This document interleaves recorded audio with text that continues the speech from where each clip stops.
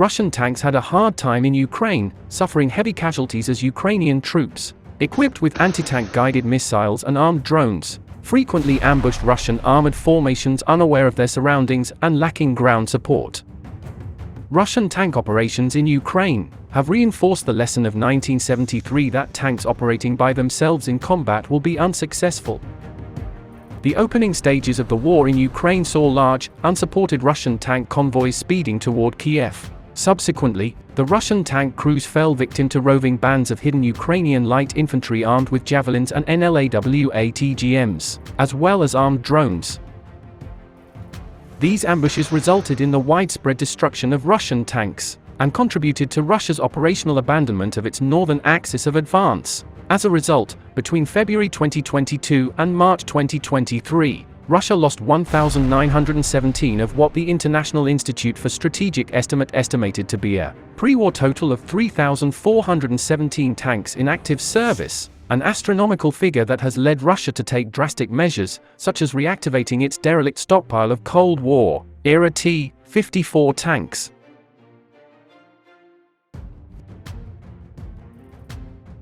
Since the first pictures of a Russian tank destroyed in Ukraine appeared in the media, analysts in the defense and national security community have debated whether the loss of the Russian tank is a sign of the tank becoming obsolete. Supporters of the use of tanks point out the complete absence of infantry inherent in Russian armored formations.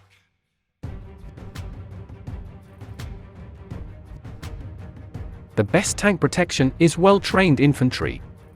This claim suggests that if the Russian military paired the tanks with infantry units, they would be more successful in repelling Ukrainian anti-tank attacks. The war in Ukraine has confirmed the assumption that unsupported armored warfare will fight the battle because of blind spot vulnerabilities. However, the war also challenged the assumption that simply mounting infantry would solve this problem, as had been done in past conflicts. A new video shows the moment a Ukrainian drone destroys 4 Russian tanks and 9 armored vehicles in an unspecified area of Ukraine. The fiery explosion also killed 21 Russian soldiers, according to the Ukrainian Security Service's Telegram post that included the video. Under intense artillery fire, Ukrainian forces make perilous thunder runs up and down this strategic stretch of road from Bakhmut to the safety of nearby Kostiantynivka. It enables them to bring in supplies and take out casualties from a city that both the Russian President, Vladimir Putin, and his bloody private Wagner Group army are determined to claim. These mercenaries have so little regard for their men that they shoot them dead if they dare to turn back when faced with Ukrainian bullets and bombs. Intelligence suggests that 60 to 70% of Wagner's ground troops will die in every assault when often the aim is just to dig a trench a bit closer to opposition lines. It's clear why Putin is engaged in World War II-style warfare, waging a siege reminiscent of Stalingrad even though in this case Russia is the aggressor.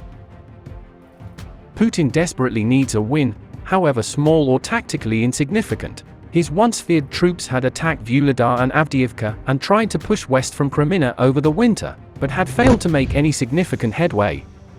Figures released by the Security Council show that 20,000 Russian personnel have died in the last 6 months on the front lines, with another 80,000 seriously injured. With spring already here, only Bakhmut offers the hope of success. The question many observers have been puzzling over is why Ukraine continues to defend a city that, for all intents and purposes, is lost to the enemy.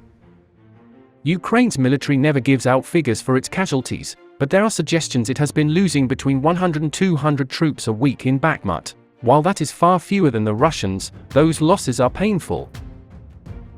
Russian Wagner boss Yevgeny Prigozhin has announced that his forces will withdraw from Bakhmut due to a lack of military support. "I am withdrawing the units of PMC Wagner from Bakhmut because, in the absence of ammunition, they are doomed to senseless death," he said.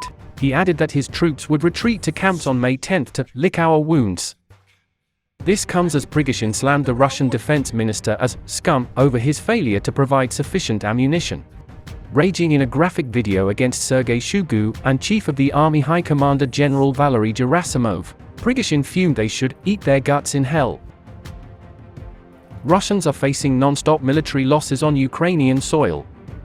About 189,490 aggressors' troops were eliminated, 3 990 air targets of invaders were shot down, and thousands of tanks, armored vehicles, and trucks were destroyed by defenders of Ukraine.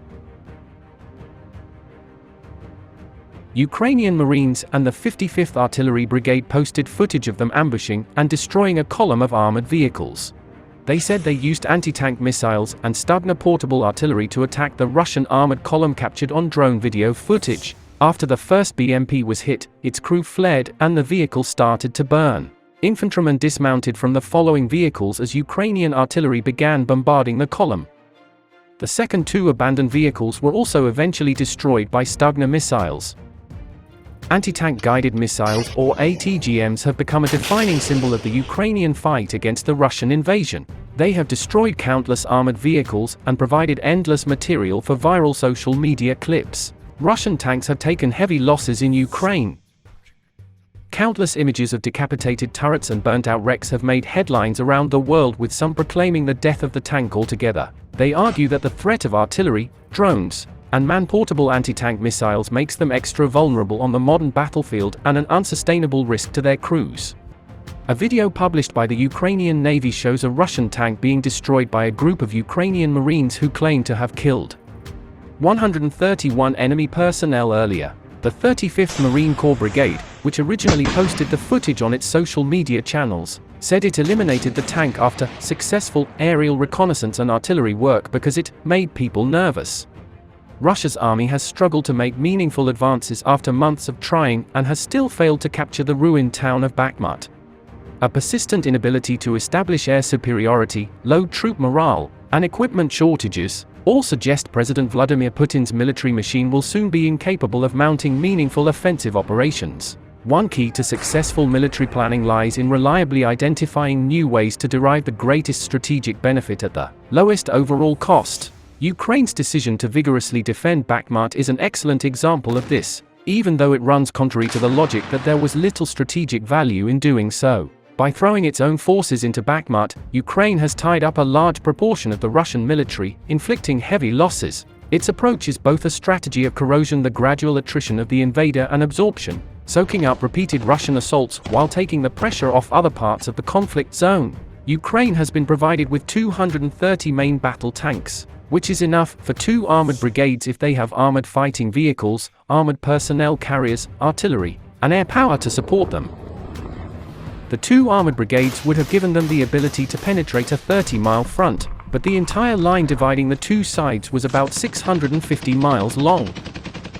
The Russians have built up strong defenses in southeastern Ukraine, suggesting they think that's where the attack will come. Many commentators in the West were skeptical that Zelensky's army was capable of achieving a decisive victory, but there is no such doubt in this challenging country.